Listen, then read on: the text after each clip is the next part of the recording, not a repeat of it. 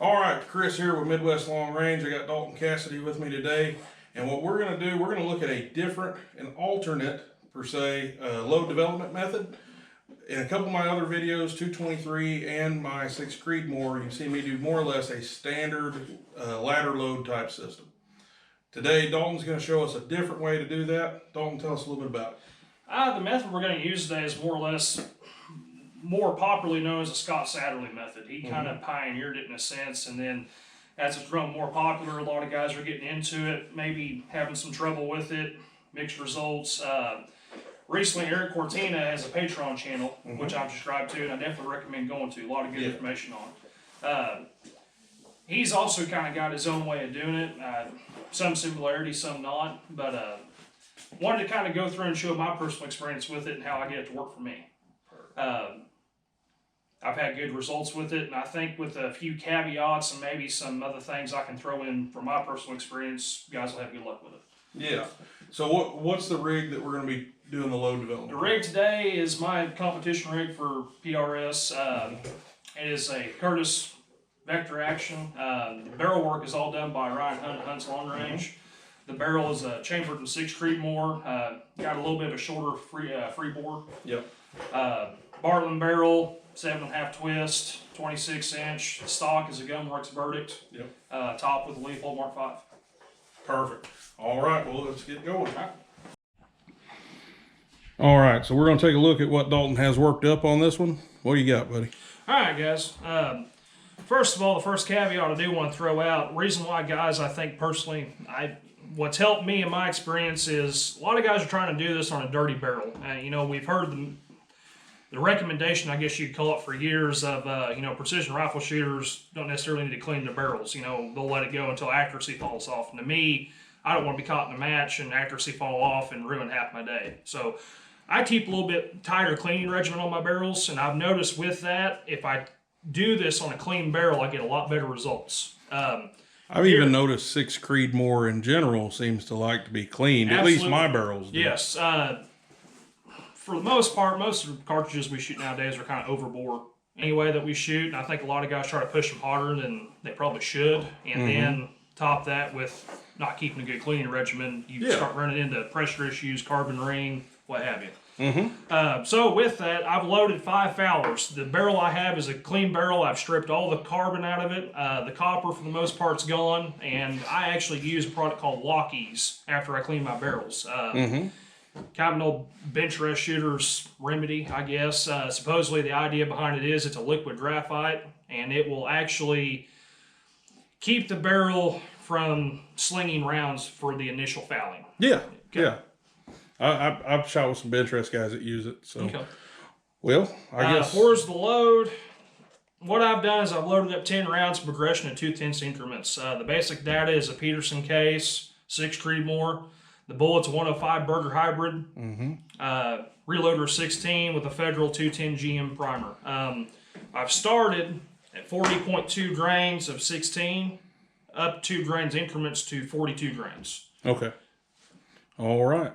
Well, let's we'll get her fouled in and time to shoot. All right, we got the gun fouled in. Now Dalton's going to start his load development. Hopefully you guys can see we have the magneto speed down here. And these are one shot at a time. We're not really, there's no group here. We're not, we may have some impacts on camera, but they don't mean anything. Dalton, it's on you, man. All right, like Chris said, I'm going to shoot my 10-shot progression over chronograph. I got my magneto speed V3 hooked up. Got the barrel fouled in with 5 Fowler shots. Seemed to be walking itself back into a good little cluster down there at 100. From here on out, I don't typically shoot at a target. I might just to have a little bit of extra data point, but to be honest, I don't pay a lot of attention to it with the chronograph strapped to it for the barrel harmonics, which we'll get to that eventually anyway. Right now, I'm just looking for a good powder node with my powder charge. So, here we go.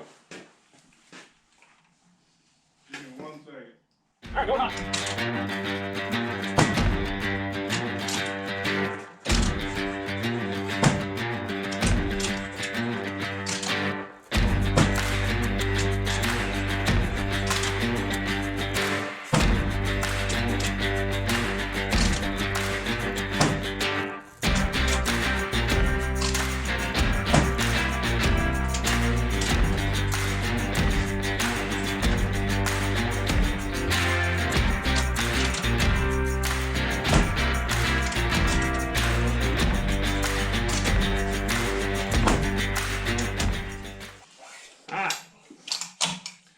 something I do want to touch on. While I'm doing this 10-shot progression, I actually do have some load data on this barrel. I worked up a previous load. This is kind of a new bullet for me, so playing with it and starting over. As I'm doing my 10-shot progression, I do want to kind of check for pressure. I try to get my powder charges somewhere where I know I'm going to find it, because I want to be able to find my ceiling on pressure and know where that's at so I don't get into that. Typically what I found is you will have a low node that's nice and wide, and then somewhere around the top end you'll have a narrower node, and typically for me I try to stay out of that. I'll usually pick the wider low node, and somewhere right around the high one you'll have pressure. Yeah. And that is with 41.6.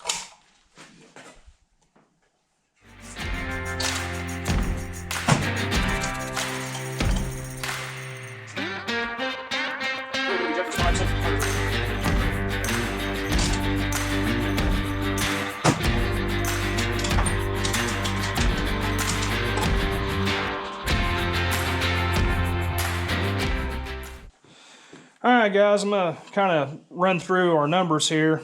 Start from the bottom. This is shot number 1 going up to 10.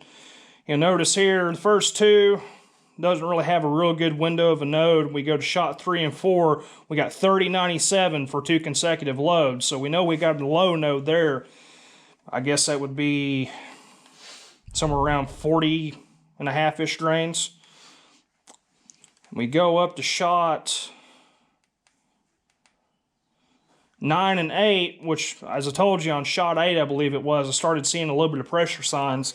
We got a high node of 3176, and then going to 3179. So that's the high node I was talking about. Typically, I won't pick that one because usually if I go back to that, I'll have pressure issues, especially if you have humidity, moisture, weather, rain, so on and so forth.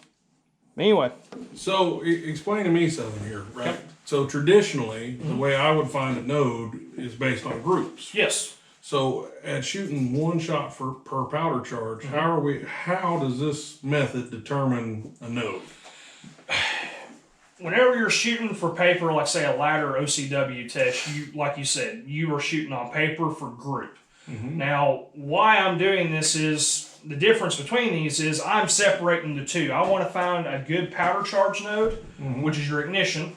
So meaning you find a good primer that works with the powder in the case, and also the charge weight, where, say your scale, for example, your scale, usually most of our electronic scales are good for 1/10 of a gram. That's what they're rated at. Well, if I do have a hiccup with the scale, or I'm building a load with this weather, which is right around 50 degrees, but by the time I go to 80 degrees, that powder node is probably going to change. So what this allows me to do is, if I find a nice wide window of a powder charges, like say 6/10 of a grain, as long as I'm within that 6/10 of a grain, regardless whether the scale goofed or if I'm in a higher end of the temperature, it shouldn't matter, because I'm still within that powder node. Okay. Now that I have that information and I can log that, I can go ahead and separate my bullet seating, and that's going to be my harmonics, what the barrel likes itself, if the bullet's going to work with the barrel and how well it's going to, and then where that bullet likes to be in relation to the lens. Okay. Yeah. So at that point, that's when you start getting shooting at paper. You're going to start shooting your paper. Correct. You're going to see what kind of you're basically going to tune your group through that at 100 yards. Yes. And something I didn't mention earlier, all these rounds are 20 thou off the lens. Okay. 20 thou is typically, for most guys, it seems to be where everyone likes to start, and often where a lot of guys simply just want to stay. I figuring out the more and more I shoot, especially with the 6 Creed I have, more jump is better. 20 thou is as close as I ever want to be at the lens, and I will start there and work back. Okay. Yeah. Well, good deal. I just want to make sure we have, especially for me, like I'm not terribly familiar with this process. I read a little bit about it, and just trying to understand how we're going to do it, and that way everybody else understands. Yeah, I was going to say, trying to say that where it makes sense. Yeah, no, I got you. Yeah. All right, cool.